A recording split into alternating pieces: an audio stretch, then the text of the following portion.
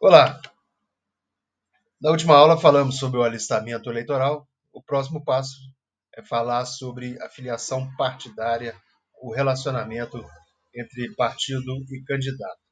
Mas antes de prosseguirmos, eu gostaria de falar sobre uma questão essencial, sobre um assunto mais teórico, mais de base, mais fundamental, mas que é importante para justificar, para mostrar a razão de ser da justiça eleitoral e das leis eleitorais. Permitam-me iniciar com uma breve história pessoal. Como eu já disse no primeiro vídeo, eu sou servidor desse ramo especializado do Poder Judiciário há 17 anos. E talvez o ano mais marcante para mim tenha sido o ano de 2008, um ano de eleições municipais, quando eu trabalhava numa zona eleitoral do município da Zona da Mata, de Minas Gerais. Era um ano de eleições municipais e tínhamos a missão de organizar o processo eleitoral em 4 municípios de pequeno porte, de entre 5 e 30 mil eleitores. Em janeiro, o prefeito de uma dessas cidades estava de férias com a família numa praia do Espírito Santo. Ele ia disputar a reeleição naquele ano. Sem camisa, andava por uma calçada quando um motociclista estacionou em frente a ele e, sem tirar o capacete nem baixar a viseira, disparou 5 tiros fatais. Foi um homicídio com motivações políticas. O processo eleitoral naquele ano seguiu conturbado nas 4 cidades. Numa outra cidade, a disputa entre 2 candidatos seguia acirrada. Nos comícios, algumas pessoas chegavam a disparar fogos de artifício não para o alto, mas contra os adversários, pessoas do grupo adversário que compareciam ali para vaiar. Um desses candidatos acabou tendo o registro cassado. Eu me lembro que passei um sábado inteiro com uma colega redigindo a minuta que cassou o registro a pedido do juiz eleitoral, o registro desse candidato por compra de votos. Já no município sede, o prefeito teve o seu diploma cassado após eleito. Sua defesa especulou até que testemunhas-chave teriam sido pagas e que, não acredito nisso, até o juiz eleitoral tenha recebido propina pela sentença. Muito bem, o que eu quero aonde eu quero chegar com isso? Eu quero dizer que a história da luta pelo poder é uma história de violência e de trapaças. Nas sociedades mais arcaicas, vocês vão de convir, a força bruta sempre foi o método mais comum de se chegar a uma posição de comando. Há outros, como a chantagem, a ameaça, ou, ou digamos, a fraude. O clássico de Maquiavel, O Príncipe, uma leitura pródiga de exemplos de conquista de poder pelo método da violência ou da trapaça. Maquiavel via isso como algo natural. Só aconselhava que os pretendentes a príncipe, após conquistar o poder, conquistassem também a aceitação do povo. A legitimação popular, se olharmos a história, ela existe em todos os regimes. Mesmo os tiranos buscam alguma forma de aprovação popular. Com o desenvolvimento da sociedade, inventaram um plebiscito, né? Um tirano se impõe ao poder e depois busca justificar a sua permanência no poder através de um plebiscito. Na verdade, Napoleão Bonaparte fez isso. Né? O Napoleão Bonaparte pediu ao povo que referendasse a sua decisão de ser imperador da França. E conseguiu. Mas voltando a Maquiavel, há um episódio em que ele conta do imperador Ciro da Pérsia. Foi conquistando reinos pela guerra e pela malícia. Numa dessas conquistas, antes de matar todos os soldados inimigos, ele os presenteou com vinho. É mais fácil matar os bêbados, vocês vão de convir, né? Após sua jornada vitoriosa, Ciro perdeu o poder de modo também nada sutil. Foi decapitado e crucificado. Até hoje, Ciro é reverenciado por iranianos e por judeus ortodoxos. Nesse caso, porque, segundo as escrituras bíblicas, ele teria vencido o reino da Babilônia e libertado os judeus daquela dominação. Então, meus amigos, na essência, as eleições são certamente não a solução para que a disputa pelo poder se dê de forma totalmente sem violência e totalmente justa, uma solução definitiva. Mas é essa a razão de ser das eleições, na essência, na raiz. No Ocidente, podemos acreditar a democracia grega e a República Romana a criação dessa solução.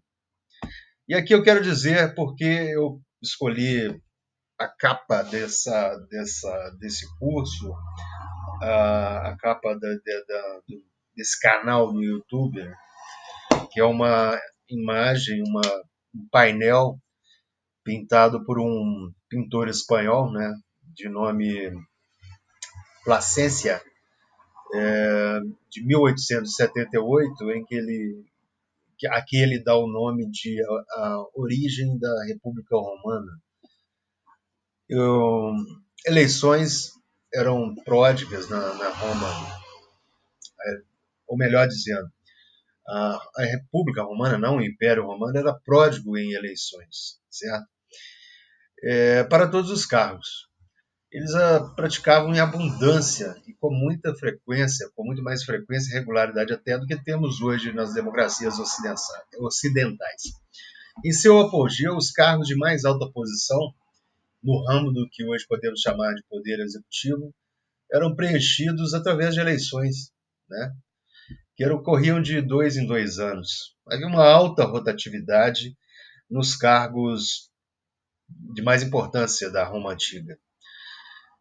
E, muito bem, a violência hoje ela existe, obviamente, né, de forma mais sutil, nas democracias ocidentais, pelo menos, de uma forma menos sangrenta, embora ainda se exista crimes de sangue relacionados a eleições e disputas eleitorais, basta acompanhar o noticiário. Mas vamos falar, por exemplo, de uma forma, não digo sutil, mas pelo menos não física, de violência eleitoral. Uma delas é a coação eleitoral. A coação eleitoral é um crime tipificado. Os colegas das zonas eleitorais da Baixada Fluminense conhecem bem isso. Candidatos apoiados pela milícia obtêm votos impondo medo ao eleitorado local. A coerção eleitoral, ou coação, é melhor dizer coerção eleitoral, como eu disse, é um crime, mas há outros, né? Podemos falar também da violência verbal em eleições, né? As formas mais clássicas de violência verbal já são previstas no Código Penal e nos códigos eleitorais brasileiros há muito tempo, né? Trata-se dos crimes de calúnia, injúria e difamação. Acompanhamos nos últimos anos ofensas grossas em eleições. Multas são aplicadas, né, durante toda a campanha eleitoral em razão desses discursos, né, que se convencionou chamar de discurso de ódio, mas que existe tipificado em diversos pontos da lei eleitoral como ilícitos penais ou ilícitos cíveis eleitorais.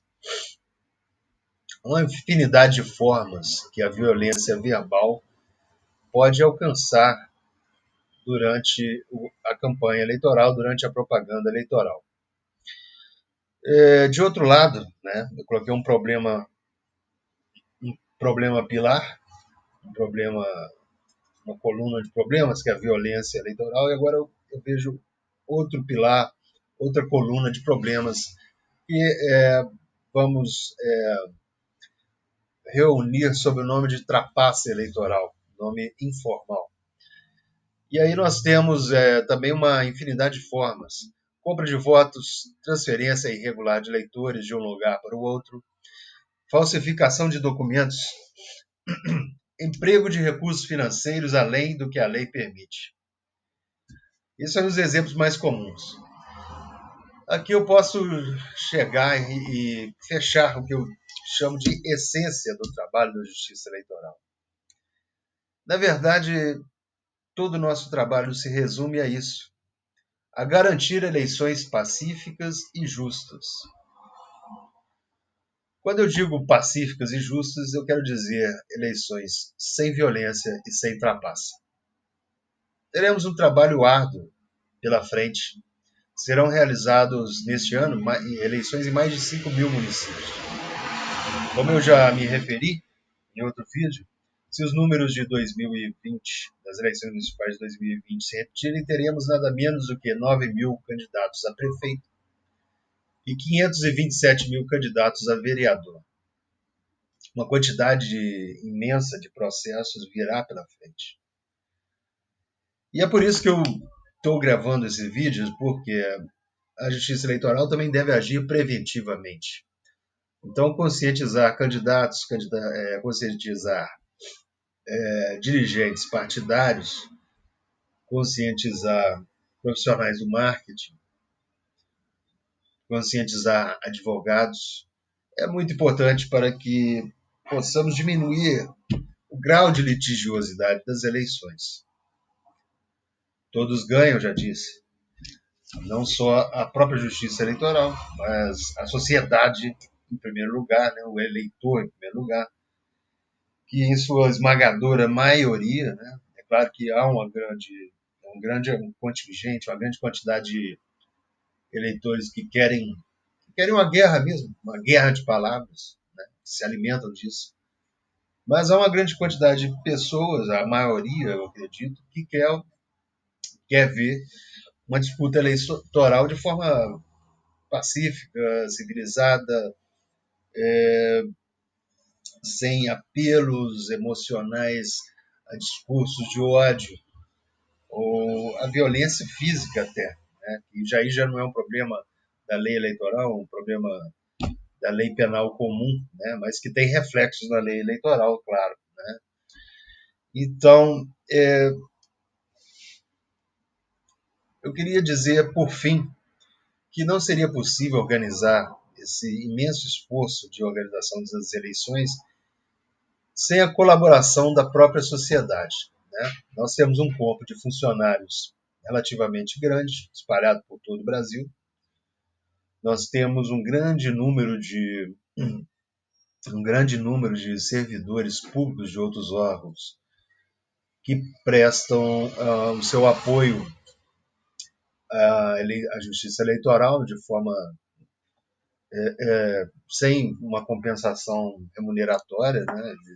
Simplesmente fazem um serviço extra, digamos, né? Ou são deslocados de seu serviço habitual para ajudar, né? Principalmente servidores municipais. Por exemplo, motoristas, né? Nós precisamos de uma quantidade grande de carros para distribuir as urnas nos dias das votações e precisamos de carro previamente para preparar os locais de votação, né? para estarmos para irmos aos locais de votação e fazermos as devidas verificações prévias, né? Precisamos nos deslocar para fiscalizar propaganda eleitoral irregular e tudo isso demanda o apoio de outros órgãos públicos, né? Porque a justiça eleitoral ela é muito capilarizada, mas não existe carro para todos os cartórios eleitorais, para todos os juízos eleitorais. Então, são prefeituras que acabam nos cedendo esses veículos, então não seria possível organizar eleições sem o apoio de outros órgãos públicos, principalmente o poder público municipal, órgãos do poder público municipal.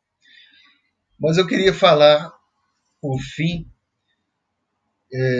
de um ator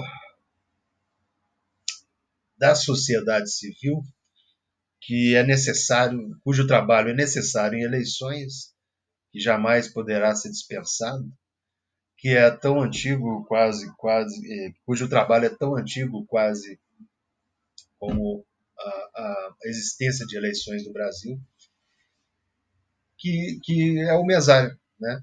Em todo o Brasil, nós precisaremos de em torno de 830 mil mesários para que possamos fazer as votações em todas as sessões eleitorais desse país, nos 5 mil municípios.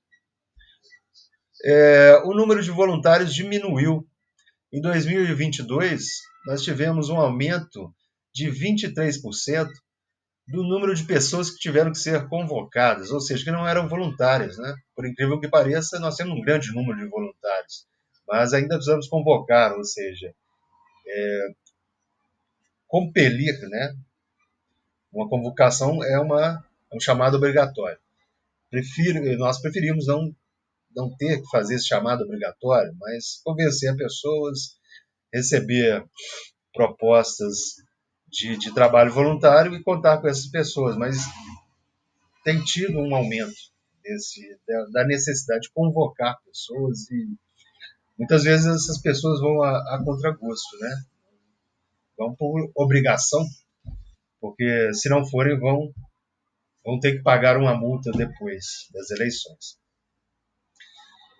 Então eu queria fazer esse convite aqui no fim desse vídeo, né? Para que vocês participem, vocês que não vão ser candidatos, não têm parentes candidatos, depois eu vou explicar até que grau de parentesco com o candidato é proibido que alguém seja mesário. Então, eu digo qual é o meio, né, para vocês se alistarem como mesários, né, se indicarem como mesários. Né? Basta comparecer a um cartório eleitoral, dar seu nome e telefone. Você pode também se inscrever pela internet, mandar e-mail, né? Entre no site do TRE ou do TSE ou dos TREs e você vai ver uma aba lá escrito mesário. Muito bem, precisamos do apoio de vocês para a organização das eleições e eu posso garantir, é muito gratificante. É um trabalho que nos empolga realmente e eu tenho certeza que se você nunca experimentou ser mesário, se experimentar, vai querer voltar outra vez. Então é isso, eu aguardo vocês no próximo vídeo. Espero que vocês assistam o próximo vídeo, a série de vídeos, na ordem que quiserem, mas sugiro que vá na ordem que eu estou sugerindo aqui na playlist. E que se inscrevam no canal, ativem o sinal, o símbolo aí para receber notificações e acompanhem os links nas descrições dos vídeos. Muito obrigado.